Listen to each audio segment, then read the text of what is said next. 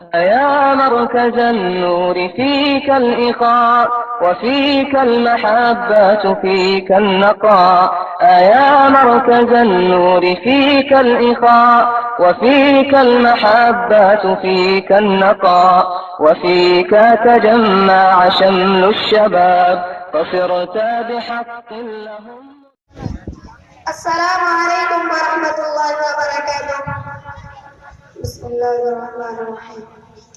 محترم حضرات، ہم جس معاشرے میں زندگی گزار رہے ہیں آج وہ مختلف جرائم کا گہوارہ بن چکا ہے. آئے دن قتل، چوری، ڈکیتی، بلگاری اور رشوت ستانی وغیرہ کے واقعات اخبارات کے شرخیاں بن رہی ہے. یہ وہ جرائم ہے جس نے معاشرے کے چین و سکون اور امن و امان کو غارت کر کے رکھ دیا. حکومت وقت ان جرائم کی روک تھام کے لیے پوری طرح وابستہ ہو چکی ہے اور سخت قوانین بھی بنا رہی ہے، مگر اس کے باوجود جرائم کا یہ سیلاب تھمتا ہوا نہیں دکھائی دیتا. اس بات کا انداز ہے کہ ہمیں اس سیلاب کو روکنے کے لیے کچھ کر گزرنے کی ضرورت ہے. اسی ضرورت کو اجاگر کرنے کے لیے جامعہ کے شعبے تجوید کے طلباء آپ حضرات کے سامنے ایک مکالمہ پیش کر رہے گے. تو آئیے ہم اس مکالمے میں دی گئی اسلامی تعلیمات کو دل کے کانوں سے سن کر اپنے عملی زندگی میں جگہ دیں، اور ساتھ ہی یہ بھی دیکھیں کہ جرائم کی روک تھام کے لیے بین الاقوامی قوانین میں اسلامی قوانین کس قدر ممتاز اور قیام امن و امان کے ضامن ہے. السلام علیکم ورحمۃ اللہ وبرکاتہ.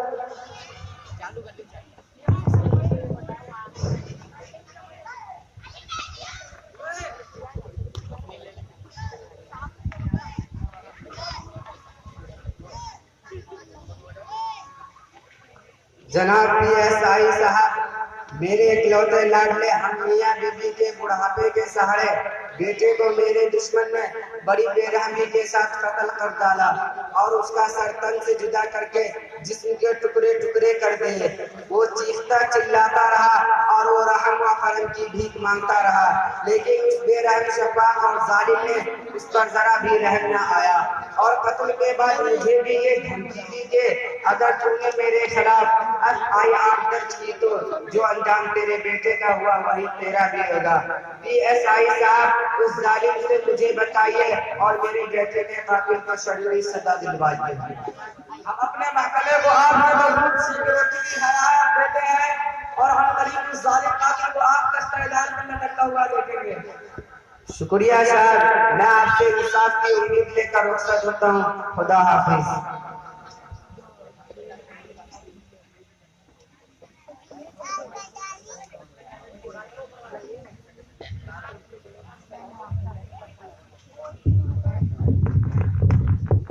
السلام علیکم پی ایس آئی صاحب.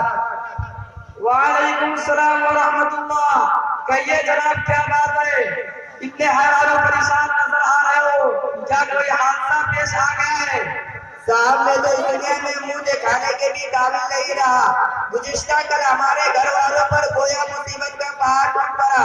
ایک طرف میری والدہ اور بیوی غموں اندھوں کا پیکر بن کر آنسو بہا رہی ہے، تو دوسری طرف میری بہن اور چھوٹی بیٹی ڈری ڈری اور سہمی ہوئی نظر آ رہی ہے. میرے سمجھ میں نہیں آتا کہ آخر میں اس بدماش موالی سے کیسے انتقام لوں. ارے جناب، آخر بتائیے تو ہوا کیا؟ آپ اور آپ کے گھر والے غمگین اور سہمے ہوئے کیوں ہیں؟ واقعہ یہ ہوا کہ ایک بدمعاش لڑکے نے میری بڑی بیٹی کا اغوا کر کے اس کی عزت لوٹ لی.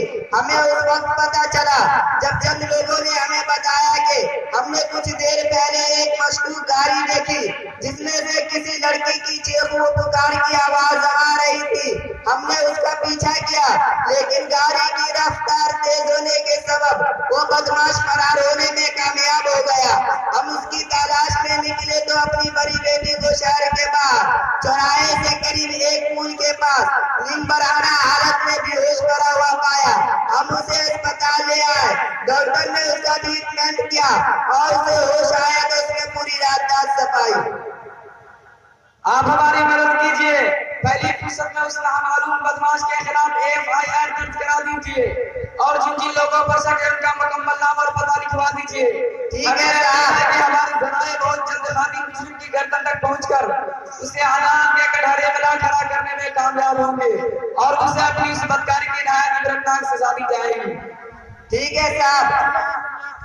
ٹھیک ہے صاحب، آپ کے ہدایت کے مطابق میں FIR درج کرا دیتا ہوں اور مشکوک و مشتبہ افراد کے مکمل نام و پتہ بھی لکھوا دیتا ہوں.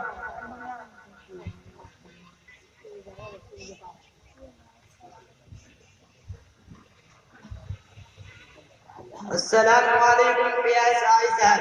وعلیکم السلام ورحمۃ اللہ.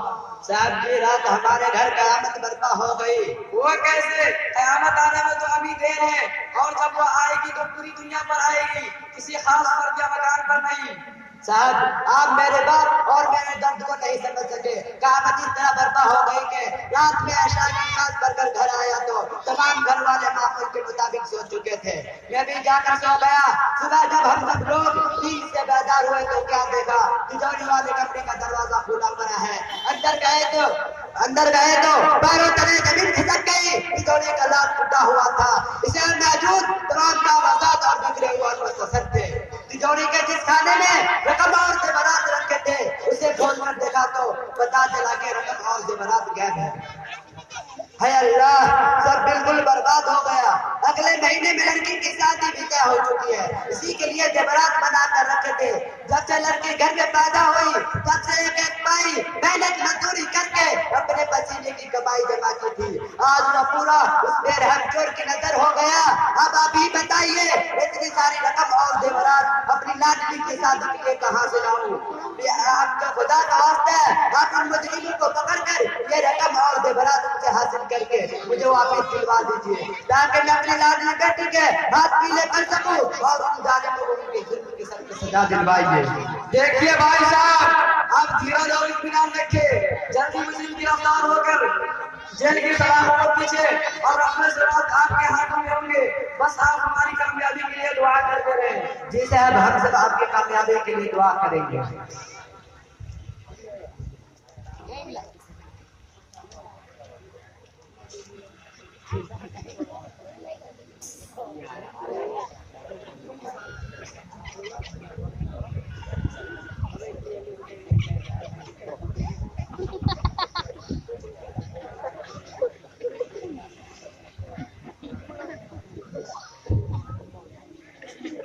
السلام علیکم PSI صاحب. وعلیکم السلام ورحمۃ اللہ. کہیے میاں، کیوں اتنا خیریت سے ہے، کیوں اتنا ہاں اور کام رہے ہو؟ اللہ آپ کو عمر نوح عطا کرے. کہیں راستے میں آپ نے اسرائیل کو تو نہیں دیکھ لیا؟ PSI صاحب آپ بھی کیا اچھا خاصا مذاق کر لیتے ہیں. ابھی میری عمر ہی کیا ہے، ابھی صرف 60 سال ہی تو ہوئی ہے.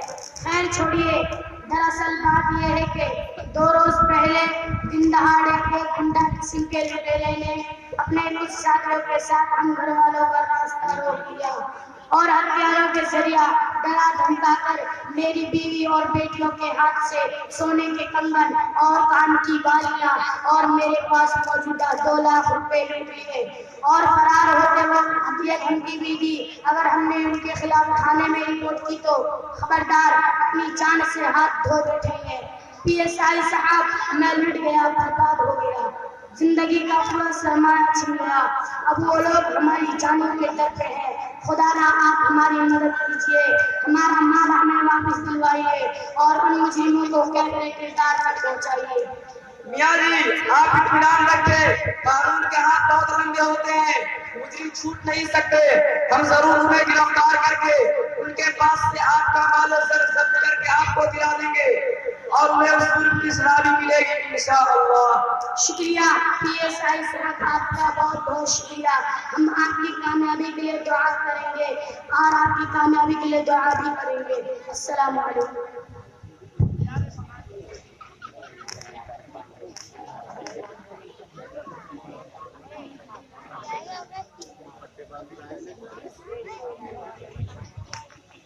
السلام علیکم صاحب.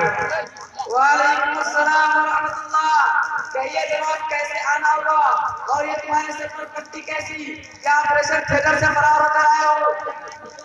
صاحب آپ کے پڑوس میں بھی کوئی پڑوسی ضرور رہتا ہوگا، لیکن میرے پڑوسی جیسا نہیں۔ ہاں ضرور، میرا بھی پڑوسی ہے، اور یہ حقیقت ہے کہ جب سے دنیا وجود میں آئی انسان نے مل جل کر رہنا سیکھا، اسے کسی نہ کسی کے پڑوسی ضرور بننا پڑا ہے۔ قریبی رشتہ داروں کے علاوہ انسان کا ہمسائی اور پڑوسی سے مستقل رابطہ رہتا ہے۔ اس کی خوشگواری اور ناخوشگواری کا اثر صرف زندگی کے سکھ و چین بلکہ اخلاق کے بڑا بگاڑ بھی بنتا ہے۔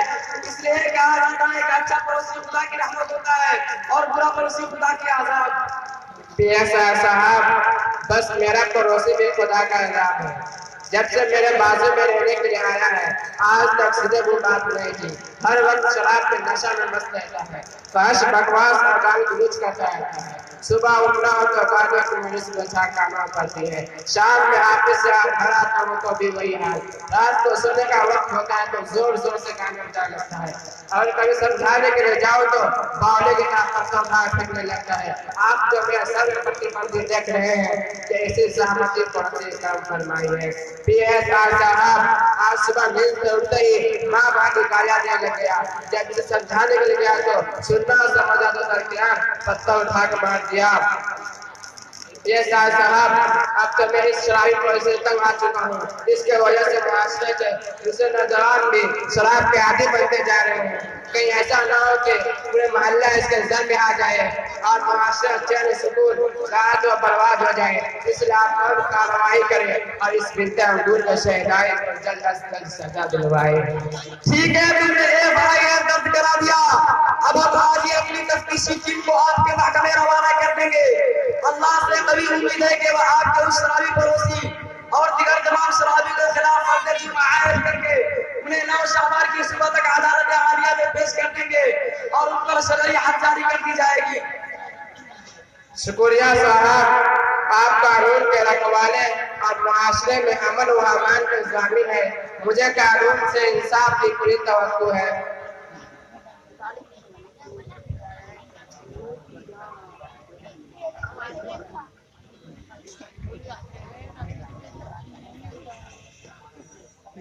پی ایس آئی صاحب، السلام علیکم ورحمۃ اللہ۔ وعلیکم السلام ورحمۃ اللہ۔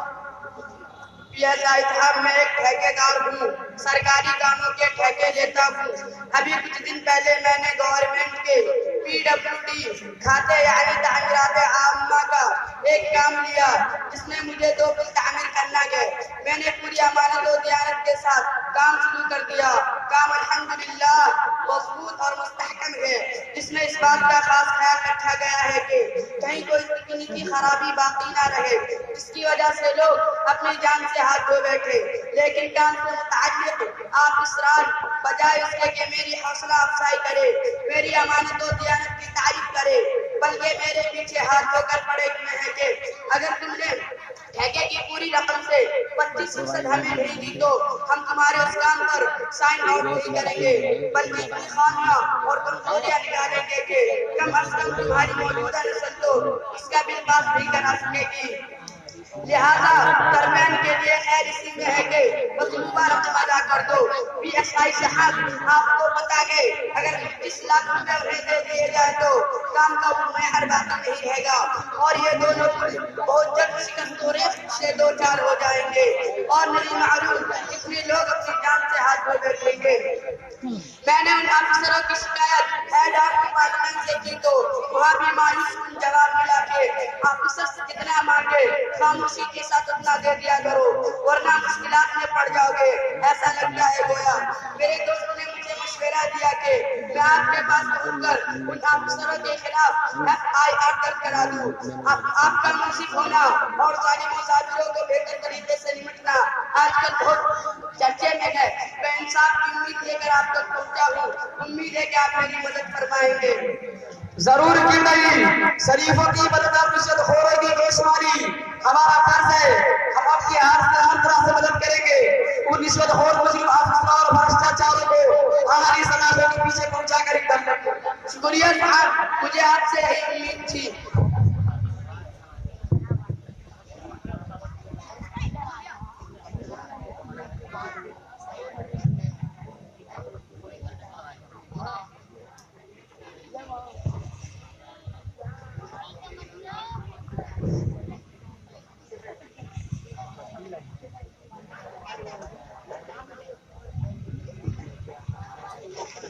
محترم حاضرین، محکمہ پولیس نے تمام ملزمین کو گرفتار کرنے میں کامیابی حاصل کی اور آج ملزمہ نوشکان المعظم 1440 ہجری کو انہیں عدالت عالیہ میں پیش کیا جا رہا ہے۔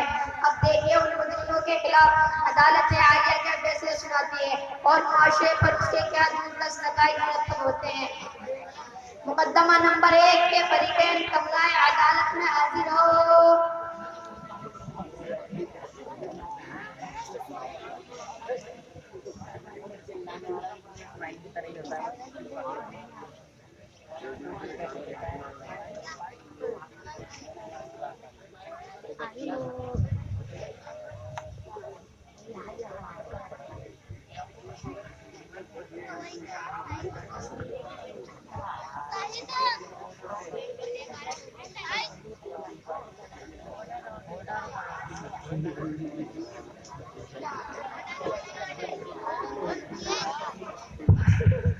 وکیل صاحب، آپ کے موکل پر اغوا اور زنا کا مقدمہ دائر ہے، کیا آپ اپنے موکل کی طرف سے کوئی صفائی پیش کرنا چاہیں گے؟ جی محترم جج صاحب، میرے موکل کو اپنے ان دونوں جرموں کا اعتراف ہے، مگر میں آپ سے درخواست کرتا ہوں کہ آپ انہیں اس بار معاف کر دیں اور آئندہ اس طرح کی حرکت نہیں کریں گے۔ شرع قوانین وہ ہیں جنہیں خود اللہ رب العزت نے اپنے بندوں کے لیے منتخب کیا، انہی میں حدود بھی داخل ہے، اور حدود کے سلسلے میں یہ یاد رکھنا چاہیے کہ ثبوت جرم کے بعد اس پر مرتب ہونے والی سزا کو عدالت معاف نہیں کر سکتی، کیونکہ ارشاد باری تعالیٰ ہے الزانیۃ والزانی فاجلدوا کل واحد منہما مئۃ جلدہ ولا تأخذکم بہما رأفۃ فی دین اللہ ان کنتم تؤمنون باللہ والیوم الآخر ولیشہد عذابہما طائفۃ من المؤمنین۔ زناکار عورت، زناکار مرد، سو دونوں کا یہ حکم ہے کہ ان میں سے ہر ایک کو 100 کوڑے مارو، اور تم لوگوں کو ان دونوں پر اللہ کے معاملے میں ذرا بھی رحم نہ آنے پائے۔ اگر تم لوگ اللہ اور آخرت کے دین پر ایمان رکھتے ہو، اور چاہیے کہ ان دونوں کے سزا کے وقت مسلمانوں کی جماعت حاضر رہے۔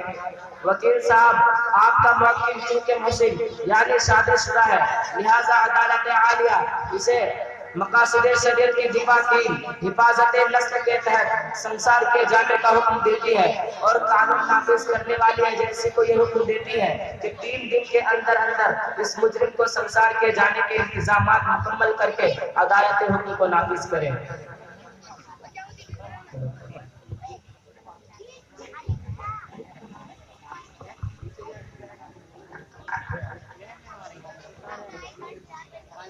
مقدمہ نمبر 2 کے فریقین کملائے عدالت میں حاضر ہو۔ وکیل صاحب، آپ کے موکل پر مرڈر یعنی قتل کا مقدمہ دائر ہے، کیا آپ اپنے موکل کی طرف سے کوئی صفائی پیش کرنا چاہیں گے؟ جی محترم جج صاحب، میرے موکل کو اپنے جرم کا اعتراف ہے، مگر انجام سے بے خبر ہو کر اس نے قتل کا اقدام کیا ہے کہ اس کا پہلا قتل ہے، اور مجرم کی پہلی غلطی معاف ہوتی ہے، جیسے کسی غیر محرم پر اچانک نظر پڑ جائے تو معاف ہوتی ہے، لہذا آپ بھی میرے موکل کی اس پہلی غلطی کو معاف کر دیں۔ وکیل صاحب، قاتل کو موت کی سزا دینا یہ حق شرع ہے، اور بندہ حق شرع کو معاف نہیں کر سکتا، لہذا عدالت عالیہ اس خدائی فرمان یا ایھا الذین آمنوا کتب علیکم القصاص فی القتلی الحر بالحر والعبد بالعبد والانثی بالانثی ولکم فی القصاص حیات یا اولی الالباب، اور مقاصد شریعت کی دفاع دو حفاظت نفس کے تحت سزائے موت سناتی ہے۔ مقدمہ نمبر 3 کے فریقین کملائے عدالت میں حاضر ہو۔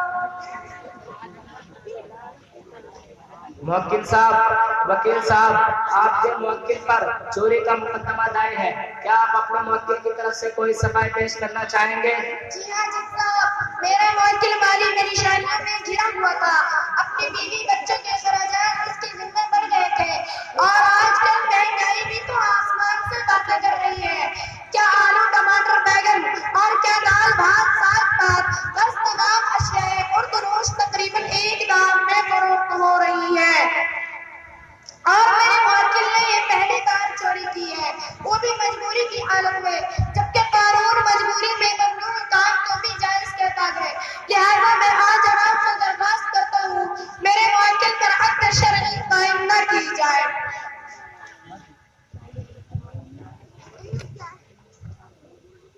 محترم جج صاحب، وکیل دفاع عدالت عالیہ کو گمراہ کرنے کی کوشش کر رہا ہے۔ اس کے موکل کی یہ چوری پہلی بار نہیں بلکہ اس سے پہلے بھی اس کے خلاف چوری کے مقدمات مقامی تھانوں میں درج ہے۔ یہ الگ بات ہے کہ مجرم آج تک قانون کی گرفت سے بچتا رہا۔ اگر آپ کو یقین نہ ہو تو آپ متعلقہ تھانوں سے انکوائری کروا سکتے ہیں۔ نیز وکیل دفاع کا یہ کہنا ہے کہ اس نے یہ چوری مجبوری میں کی اور مجبوری میں ممنوع کام جائز ہوتا ہے۔ دونوں باتیں سراسر غلط ہیں، اس لیے کہ موکل اپنے چوری میں مجبور نہیں بلکہ عادی مجرم ہے۔ نیز وکیل دفاع کی یہ بات کہ مجبوری میں ممنوع کام جائز ہوتا ہے تو میں انہیں مشورہ دوں گا کہ یہ دوبارہ قانون کی تعلیم حاصل کر لیں، کیونکہ قانون کی دفاع الضرورات تبیح المحظورات، ضرورت ممنوعات کو جائز کر دیتی ہے۔ اس کا مطلب ہرگز یہ نہیں کہ مجبور شخص کو دوسرے کی جان و مال کے ساتھ کھلواڑ کرنے کی اجازت ہے۔ نیز جب کوئی کام ضرورت جائز ہوتا تو بقدر ضرورت ہی جائز ہوتا۔ حالانکہ ملزم نے مکان مالک کے تمام زیورات اور نقدی رقم پر حرج صادر کیا، لہذا عدالت عالیہ سے درخواست ہے کہ وہ ملزم کو اس کے جرم کی قراری سزا دے۔ وکیل صاحب، آپ کے موکل کا چور ہونا یہ شرعی شہادتوں سے ثابت ہو چکا ہے اور چوری کا مال اس کے نصاب سرقہ سے کئی گنا زیادہ ہے، جیسے کہ 3.5 تولہ چاندی یا اس کی قیمت معلوم کر لے۔ لہذا عدالت تمام حاضرین اور گواہوں کی موجودگی میں مجرم نمبر 3 کو خدائے فرمان والسارق والسارقۃ فاقطعوا ایدیہما جزاء بما کسبا نکالا من اللہ اور مقاصد شریعت کی دفعہ 4 حفاظت مال کے تحت مجرم کے دائیں ہاتھ کو کاٹ دیے جانے کا حکم سناتی ہے۔ مقدمہ نمبر 4 کے فریقین کمرہ عدالت میں حاضر ہوں۔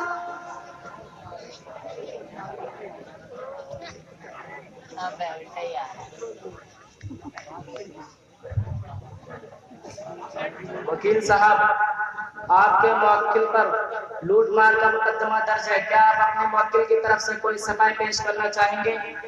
جج صاحب، میرے موکل کو اپنے جرم کا اعتراف ہے، مگر ہم اور آپ اس حقیقت سے پوری طرح واقف ہیں کہ ہر انسان کی کچھ ضرورتیں ہوا کرتی ہیں۔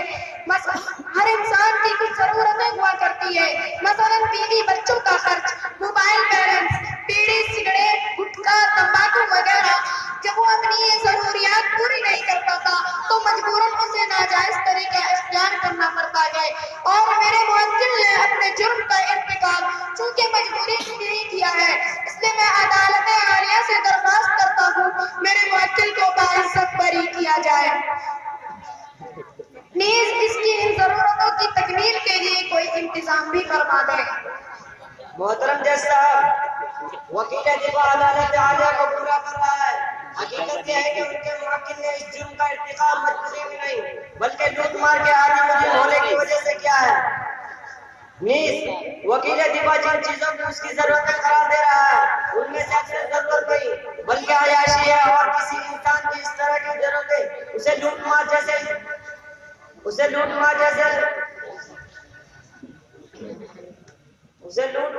ذرائع کی اجازت نہیں دیتی، ورنہ کسی بھی فرد کا مال محفوظ و سلامت نہیں رہے گا۔ لہذا مجرم کو اس کے اس جرم کی کڑی سزا دے کر لوگوں کا مال محفوظ کیا جائے۔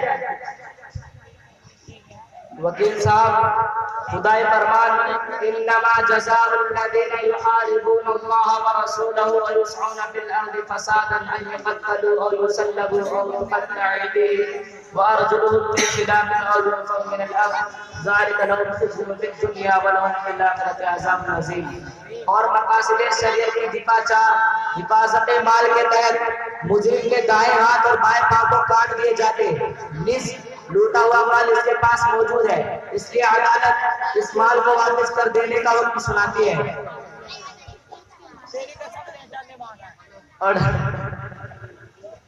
مقدمہ نمبر 5 کے فریقین کمرہ عدالت میں حاضر ہوں۔ وکیل صاحب، آپ کے موکل پر शराब नोशी और पड़ोसी को दी करने का मुकदमा दर्ज है। क्या आप अपने मुवक्किल की तरफ से कोई सफाई पेश करना चाहेंगे? जी मोहतरम जज साहब, मेरे मुवक्किल को शराब नोशी का एतराफ है, लेकिन जरा आप ये तो बताइए, अगर कोई शख्स बीमार हो और शराब का इस्तेमाल उसके लिए वक्ती या मुस्तकिल तौर पर शिफा हो तो क्या मरीज के लिए शराब का इस्तेमाल लाजिम नहीं? क्योंकि अगर वो शराब नहीं पीता और मर जाता तो गोया उसने अपने आप को हलाकत में डाल दिया। और ये बात फरमाने बारी ताला वला तख्लिकू बियदीकुम इला तहलुका के तहत गुनाह है, लिहाजा मेरे मुवक्किल का शराब पीना जुर्म के दायरे से खारिज है। रही बात पड़ोसी को दिक करने की, तो नशे की हालत में था और नशे की हालत में इंसान की अक्ल ज़ाहिर हो जाती है, और जिस इंसान की अक्ल ज़ाहिर हो वो मजनू कहलाता है और मजनू मरहूमुल क़लम होता है, जैसा कि आप सल्लल्लाहु अलैहि वसल्लम का इरशाद है, रफ़अल क़लम अन तलात अनिल मजनूनी मग़लूबि अला अक़ली व अनिन नाइमि हत्ता यस्तयक़ज़ व अनिस सबी हत्ता यहतलिम। इसलिए मैं अदालत आलिया से दरख्वास्त करता हूँ मेरे मुवक्किल को बाइज्जत बरी किया जाए। मोहतरम जज साहब, वकील दिफा का यह कहना कि उसके मुवक्किल बतौर इलाज शराब नोशी करता है बिल्कुल गलत है, बल्कि पूरा मोहल्ला इस बात पर शाहिद है कि शराब नोशी की आदत से पहले मुवक्किल तवाना व सेहतमंद था। शराब की लत और आदत ने उसे बीमार बना दिया, लिहाजा उसे शराब नोशी और पड़ोसी को दिक करने की सख्त बड़ी सजा दी जाए। वकील साहब, तमाम सबूतों और सवाल से ये बात साबित हो चुकी कि आपका मुवक्किल शराब का आदी है, लिहाजा अदालत आलिया फरमाने बारी ताला या अय्युहल्लज़ीना आमनू इन्नमल खम्रु वल मैसिरु वल अंसाबु वल अज़लामु रिज्सुम मिन अमलिश शैतानि फज्तनिबूहु लअल्लकुम तुफ्लिहून। और मकासिद शरीयत की दीपा 5 हिफाजत अक्ल के तहत 80 कोड़े लगाने का हुक्म सुनाती है। ऑर्डर। मुकदमा नंबर 6 के फरीकैन कमराए अदालत में हाजिर हो।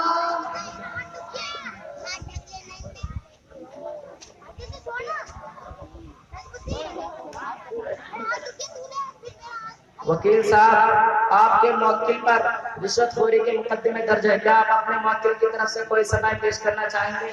जी मोहतरम जज साहब, मेरे मुवक्किल को अपने रिश्वतखोरी का इकरार है, मगर मैं इसके अहवाल से अच्छी तरह वाकिफ हूँ कि इसके अपने 8 बच्चों, बूढ़े माँ बाप और 2 बेवा बहनों के खर्च की जिम्मेदारी है, मकान किराया पर है, मजीद बरान तमाम चीजों के दाम बढ़ चुके हैं और इसकी मुतअय्यना तनख्वाह में ये तमाम अखराजात पूरे नहीं होते, इसलिए इसकी रिश्वतखोरी का इक़दार कानून के मिजाज मजाज के मुताबिक जुर्म नहीं होना चाहिए। इसलिए मैं अदालत आलिया से दरख्वास्त करता हूँ मेरे मुवक्किल को बाइज्जत बरी किया जाए, नीज़ इसकी तनख्वाह में इजाफा का ऑर्डर भी दिया जाए। मोहतरम जज साहब, वकील दिफा की तमाम बातें गलत और बेबुनियाद है और उसके वकील दिफा की तमाम बातें गलत और बेबुनियाद है। उसके मुवक्किल के 8 में सिर्फ 2 बच्चे हैं और माँ बाप तो कब के सब्र आखिरत पर रवाना हो चुके, और 2 बहन तो वो बेवा नहीं बल्कि अपने अपने शोहरों के साथ खुशहाल जिंदगी गुजार रही है। इसी तरह मकान किराए का नहीं बल्कि खुद इसकी मिल्कियत का एक शानदार बंगला है जिसकी कीमत तकरीबन 2 करोड़ रुपए है। ये है वो तमाम कागजात जिनमें मुल्जिम के मुताल्लिक पूरी तफसील मौजूद है। मोहतरम जज साहब, न जाने इन जैसे कितने भोले भाले ईमानदार ठेकेदारों से इन ऑफिसर ने जुल्मन व जबर रिश्वत वसूल की होगी। इसके बावजूद भी वकील दिफा कानून की आंखों में धूल झोंककर अपने मुवक्किल को सजा से बचाना चाहता है। इनका मुवक्किल चूंकि अपने जुर्म का इकरार कर चुका है, लिहाजा अदालत आलिया से दरख्वास्त है कि मुल्जिम को जल्द अज जल्द रिश्वतखोरी के मामले में सजा दे।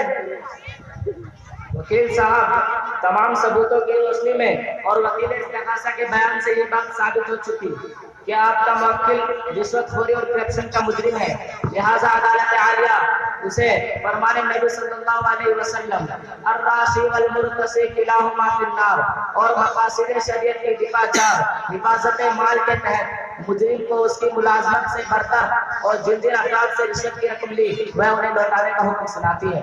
ऑर्डर।